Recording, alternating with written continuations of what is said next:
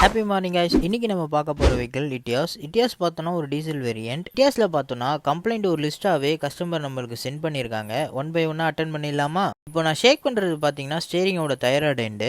Next நம்ம show பண்ண போகிறது ஸ்டேரிங் ரேக். இதில் எந்த அளவுக்கு ப்ளே இருக்குன்றதை நீங்களே பாருங்கள். இந்த ப்ளே பார்க்கும் போது சின்னதாக தான் இருக்கும், பட் இதை நம்ம சின்ன பள்ளத்தில் ஒரு வெஹிக்கிளை விட்டாலுமே இதோட இம்பாக்ட் பார்த்தீங்கன்னா உள்ள ஹெவியாக இருக்கும். நெக்ஸ்ட் பார்த்தீங்கன்னா shock Afsar and lower arm ரெண்டுமே செக் பண்ணி பார்க்கும்போது ஷாக் அப்சரில் பார்த்தோன்னா டேம்பிங் ரொம்பவே கம்மியாக இருக்குது. லோயர் ஆர்ம்லாம் பார்த்தோன்னா புஷ் ஃபுல்லாகவே ஹார்டன் ஆகி சுத்தமாக ஆக்ஷன் இல்லாமல் ஸ்டக் ஆகிருக்கு. இதுக்காக நம்ம என்னென்ன சேஞ்ச் பண்ண போகிறோம்னு பார்த்தீங்கன்னா டோட்டல் சஸ்பென்ஷன் தான் சேஞ்ச் பண்ண போகிறோம்.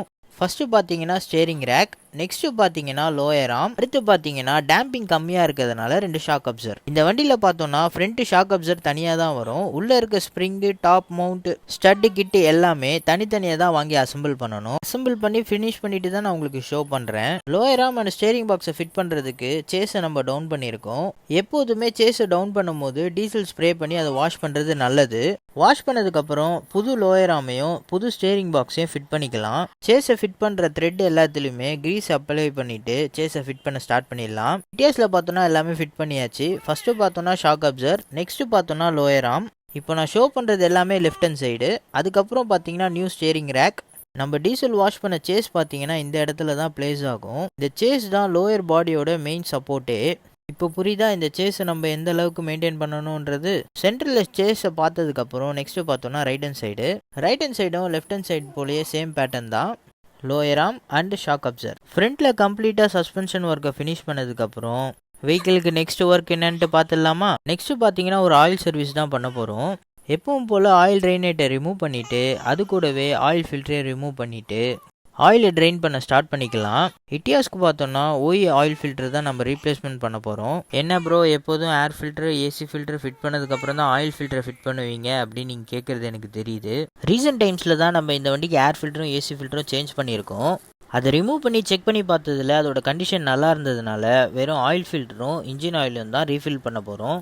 எப்போதுமே ஆயில் ஃபில்டரை சேஞ்ச் பண்ணும்போது அதில் இருக்க ஓரிங்கை மஸ்ட்டாக சேஞ்ச் பண்ணிவிடுங்க.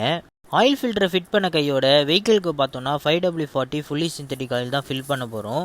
இந்த வண்டிக்கு எத்தனை லிட்டர் இன்ஜின் ஆயில் பிடிக்கும்ன்றது தெரிஞ்சால் மறக்காமல் கமெண்ட் செக்ஷனில் கமெண்ட் பண்ணிவிடுங்க. டீசல் ஃபில்டரும் பார்த்தீங்கன்னா 2 இயர்ஸாக சேஞ்ச் பண்ணலன்னு கஸ்டமர் சொல்லியிருந்தாங்க. அதுக்காக டீசல் ஃபில்டரை ரிமூவ் பண்ணி செக் பண்ணி பார்த்ததில் ஃபில்டரோட பாடி பேஸில் ஃபுல்லாகவே பார்த்தீங்கன்னா டஸ்ட் பார்ட்டிகல்ஸாக இருக்குது. இந்த டஸ்ட் பார்ட்டிகல்ஸே பார்த்தீங்கன்னா ஃபில்டரில் சோக் ஆகி டீசல் சப்ளையை ஸ்டாப் பண்ணுறதுக்கான நிறைய வாய்ப்பு இருக்குது. ஸோ கரெக்டான இன்டர்வல்ஸில் டீசல் ஃபில்டரை சேஞ்ச் பண்ணிவிடுங்க. உள்ளே இருக்க டஸ்ட் பார்ட்டிகல்ஸை க்ளீன் பண்ணிவிட்டு டீசல் ஃபில்டரை பக்காவாக ஃபிட் பண்ணியாச்சு. நெக்ஸ்ட்டு பார்த்தோன்னா வெஹிக்கிளுக்கு கூலண்ட்டை செக் பண்ணி பார்க்கும்போது வெறும் வாட்டர் தான் இருந்தது. ஸோ ஃபஸ்ட்டு பார்த்தீங்கன்னா நம்ம கூலண்ட்டை ஃபில் பண்ணிக்கலாம். அதுக்கப்புறம் கரெக்டான ரேஷியோவில் டிஸ்டில்டு வாட்டரை ஃபில் பண்ணி மிக்ஸ் பண்ணிக்கலாம். நெக்ஸ்ட் கம்ப்ளைண்ட் பார்த்தோன்னா கிளச்சை ஃபங்க்ஷன் பண்ணும்போது வெஹிக்கிளில் பார்த்தீங்கன்னா அன்ஈஸியாக ஒரு நாய்ஸ் இருக்குது. அதை நீங்களே கேளுங்க.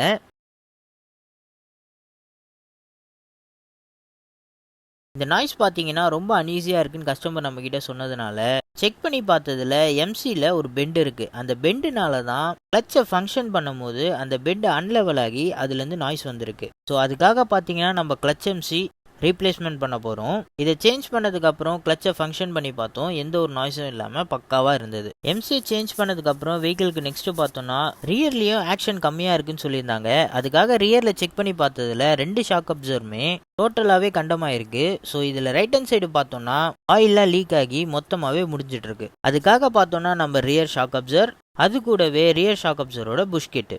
இந்த கிட்டு எல்லாமே பார்த்தீங்கன்னா தனித்தனியாக தான் நம்ம வாங்கணும். வெறும் ஷாக் அப்சர் மட்டும்தான் ஓஇ சப்ளையில் வரும். ரியரில் நம்ம ஆக்ஷன் பண்ணி பார்த்ததில் ஷாக் அப்சர் இருந்தாலுமே ஒரே மாதிரி தான் ஆக்ஷன் இருக்குது. ஷாக் அப்சரை ரிமூவ் பண்ணிட்டாலுமே ஒரே மாதிரி தான் ஆக்ஷன் இருக்குது. அப்போவே புரிஞ்சிருச்சு எந்த அளவுக்கு ஷாக் அப்சர் பார்த்தீங்கன்னா டேமேஜ் ஆயிருக்குன்றது. வெஹிக்கிளுக்கு பார்த்தோன்னா 2 ஷாக் அப்சரையும் ஃபிட் பண்ணி முடித்தோடனே ஹைட்டு கொஞ்சம் லோவாக இருக்குன்னு சொன்னதுனால ஷாக் அப்சர் புஷ் கிட்லேயே பார்த்தீங்கன்னா 2 இன்ச் ஹைட் பண்ணுறதுக்கான புஷ் அதிலே வரும். அதை ஃபிட் பண்ணதுக்கப்புறம் அந்த ஹைட் ப்ராப்ளமும் பார்த்தீங்கன்னா சால்வ் ஆயிடுச்சு. வெஹிக்கிளுக்கு last and final complaint attend பண்ணிடலாமா? Left side power window work ஆகலன்னு சொல்லியிருந்தாங்க. நம்ம ரீசெண்ட் டைம்ஸில் தான் இந்த பவர் விண்டோ சுவிட்சும் ரீப்ளேஸ்மெண்ட் பண்ணியிருக்கோம். அதுக்காக ரிமூவ் பண்ணி செக் பண்ணி பார்த்ததில் அது ஃபுல்லாகவே சாம்பாராக இருக்குது. இங்கே எப்படி ப்ரோ குழம்பு வந்ததுன்னு கேட்டிங்கன்னா அது மேபி யாராவது தெரியாமல் ஊற்றிருக்கலாம். அதுக்காக நம்ம ரிமூவ் பண்ணிவிட்டு அது சுவிட்சை செக் பண்ணி பார்த்தோம்.